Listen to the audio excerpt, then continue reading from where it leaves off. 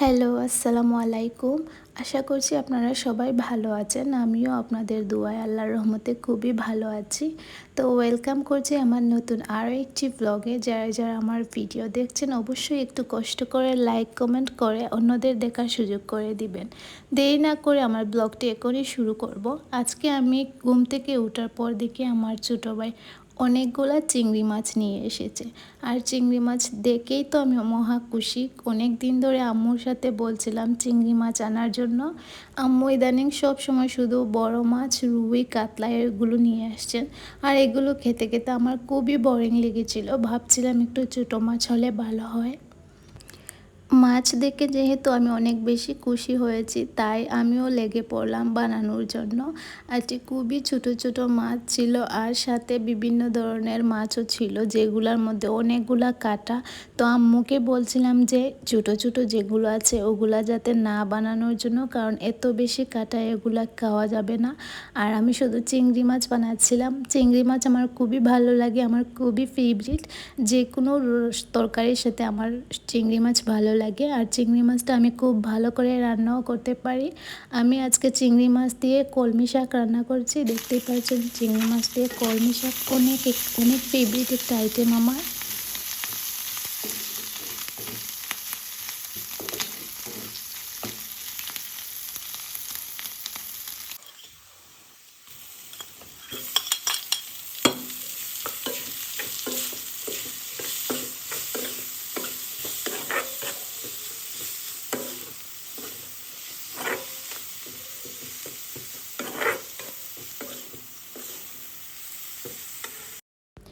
কলমি শাক রান্না করার পর ভাবলাম আলু দিয়ে চিংড়ি মাছটা রান্না করে ফেলি। আর কলমি শাকে খুবই কম দিয়েছিলাম, তাই অনেকগুলা চিংড়ি মাছ রয়ে গিয়েছিল। আলু দিয়ে চিংড়ি মাছ কারা কারা খেতে পছন্দ করেন অবশ্যই কমেন্ট করে জানাবা। আমাদের পরিবারের সবাই খুব ভালোবাসে। তো আম্মু বলেছিলেন শিম দিয়ে রান্না করার জন্য, আর আমরা ভাবলাম যে আলু দিয়ে হয়তো বেশি ভালো হবে।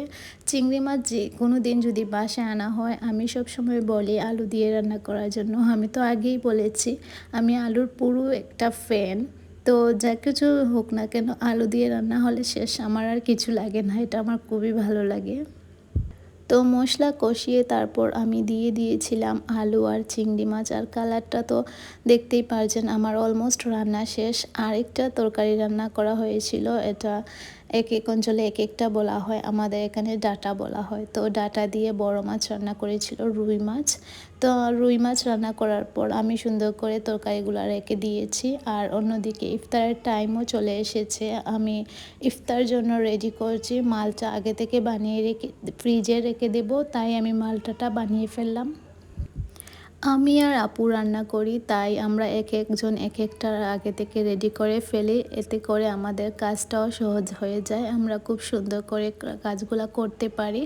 আর গল্প করতে করতে যে কোনো কিছুই ইজি লাগে। আমি আর আপু যখন একসাথে কোথাও যাই, কোথাও বসে আমাদের গল্পর মানে শেষই হয় না, আমরা এত গল্প করি। আমি আর আপু আলহামদুলিল্লাহ আমাদের দু বোনের মধ্যে অনেক বেশি মিল। আমার যা যা পছন্দ ওরও তাই তাই পছন্দ। ঘুরে ফিরে দেখা যায় যে আমাদের দুজনের পছন্দই সেম, একদম সিমিলার। মানে যে কোনো জিনিসই আমরা একদম পছন্দ করতে পারি, সেম সেম জিনিসই হয়ে যায় লাস্ট পর্যন্ত। ইফতারে পেঁয়াজু বানানোর জন্য সব ডাল শেষ হয়ে গিয়েছিল, তাই আমি ডাল ব্লেন্ডার করে রেখে দিয়েছি। অনেকগুলা ডাল ব্লেন্ডার করব আর কিছু দিনের জন্য রেখে দিব, মানে 2-3 দিন চলে যাবে আমাদের। আর একদিন যদি ব্লেন্ডার করা হয় তাহলে মনে হয় 2-3 দিনের জন্য একটু বেঁচে গেলাম আর কি। তো আমি ব্লেন্ডারটা করে নিলাম।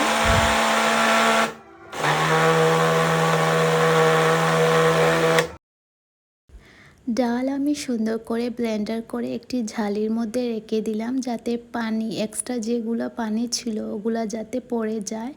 এতে করে দেখা যায় যে যখনই ডালের বড়া বানাই একদম মানে নরম হয়ে যায়। তাই আমি অনেকক্ষণ ধরে রেখে দিয়েছিলাম। তারপর আমি যখন একদম পানি শুষে গেছে তখন আমি ডালের বড়া করার জন্য রেডি করে রেখেছিলাম। এই ধরেন বেসন ময়দা দিয়ে তারপর আমি পেঁয়াজ দিয়ে মাখিয়ে নিলাম। আর এখন একদম টাইম হয়ে গিয়েছে ইফতারের, তাই ভেজে নিব। ইফতারের 20 মিনিট আগেও আমি রেডি করে ফেলতে পারি, কারণ আমরা মানুষ একদম কম।